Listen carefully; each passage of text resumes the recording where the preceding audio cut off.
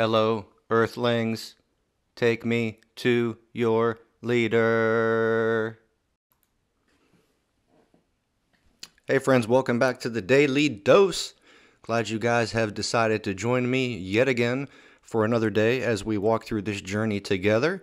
So today we have arrived at day number 83.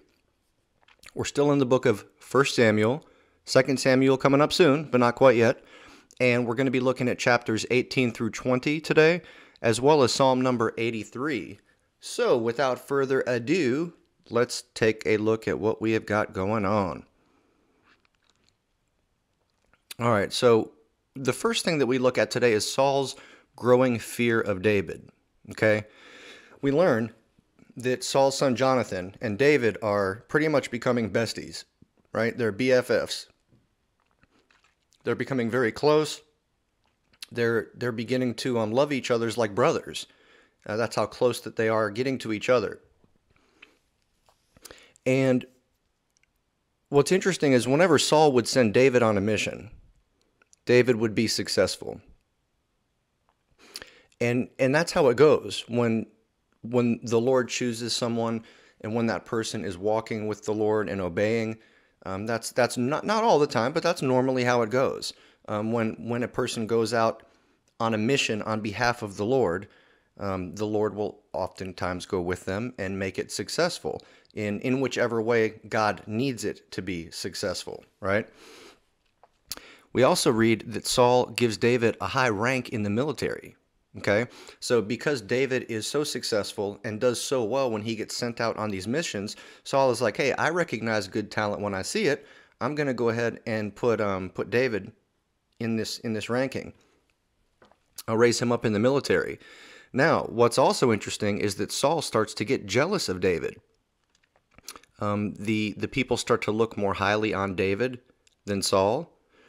And what's actually kind of interesting is we read that there's some sort of a song or a chant that the people sing, right? When everybody comes back from the battle. And they say, Saul has killed his thousands, but David has killed his tens of thousands. And so David is getting all this extra fanfare and this extra press and all this positive attention. And so Saul starts getting jealous. He gets paranoid, and we can see him going in and out of these phases or stages of just almost uncontrollable anger. And then he'll calm back down for a little bit. And then he'll go into this rage, and then he'll calm back down for a little bit, but it never lasts. Anyways, because of all this, we also read that Saul was also afraid of David because the Lord was with him. So Saul is recognizing, like, hey, not only am I a little bit jealous of David, but I also recognize that the Lord is with David, right? And that's making Saul a little bit more upset as well. So Saul tries to kill David, and when he does, Jonathan stands up for David. Jonathan's like, look, David is my buddy. So Saul promises not to kill David, okay? So at this point, Saul is still thinking, all right, well, look, my son Jonathan is close to David. They're bestest of friends. Since Jonathan has pleaded for David, I'm going to go ahead and I'm going to take back what I said. I'm not going to kill David. However, he continues to try. He indeed continues to try. There's a number of instances where Saul will throw a spear at David, and David will dodge, and the spear will stick in the wall, and David escapes and runs away. But David comes back again. David is so loyal to this guy Saul, even though Saul is basically trying to kill him. That kind of takes loving your enemy to a new level, right? David is respectful and loving of this guy Saul, who God had put in charge, and Saul's trying to kill him. So we read that David hides from Saul after these attempts to murder him. David runs off and hides. Jonathan ends up becoming even closer with David while David is on the run. Jonathan finds ways to meet up with him and so on and so forth. So things are still getting hot and heavy as time goes on with Saul's pursuit of David, right? Saul is still looking for David, still trying to murder him, basically. So Jonathan and David get together and they come up with a little plan. They're trying to test the waters and see if David needs to like just hightail it and get out of town for real and just take a long hiatus, or if it's safe for David to kind of hang around on the outskirts and maybe show his face again. So Jonathan says, hey, David, here's what's going to happen. We're going to have this little get together coming up here soon, and I want you to go hide behind, these trees or these rocks where nobody can see you. And then I'm going to find out, how my dad feels and if he's still after you or if everything has calmed back down. And after I find out, I'm going to go outside and I'm going to practice with my bow and arrow while this little get together is going on. And Jonathan said he's going to shoot some arrows. And depending on where he shoots these arrows, he's going to tell his assistant, his sidekick, hey, go get the arrows. Go grab them for me.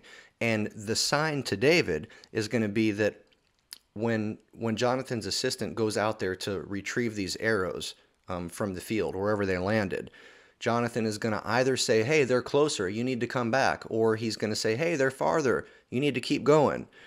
Depending on which one of those things Jonathan says, that's going to be a key or a cue to David to tell David, hey, either you can, hang around and I think this is all blowing over, or look, my dad is dead set on killing you. You got to hightail it out of here with the quickness. So that is the gist of what we have got going on today. The one thing that I did want to just briefly touch on, again, is the whole concept that Saul is actively trying to kill David, right? And David very easily could have retaliated and could have taken Saul out, it almost would have been justified. It would have been self-defense.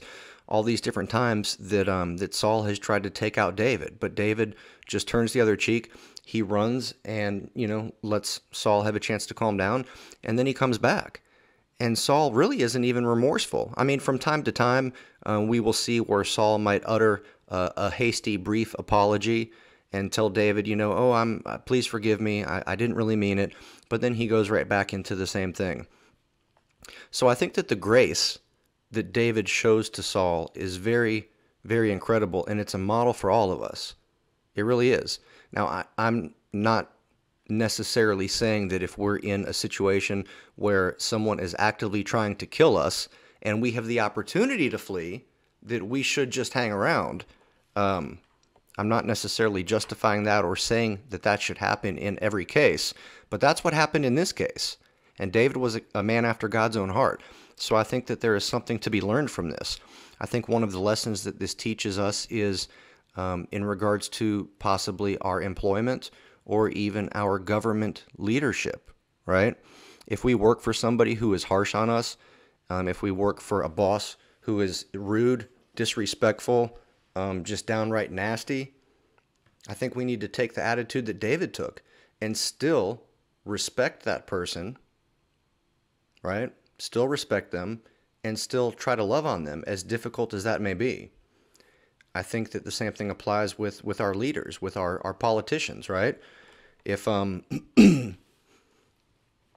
if when Donald Trump was president, if you didn't like Donald Trump, that's okay, but God still commands us to honor our leaders and to love them, even if you think that they're your enemy.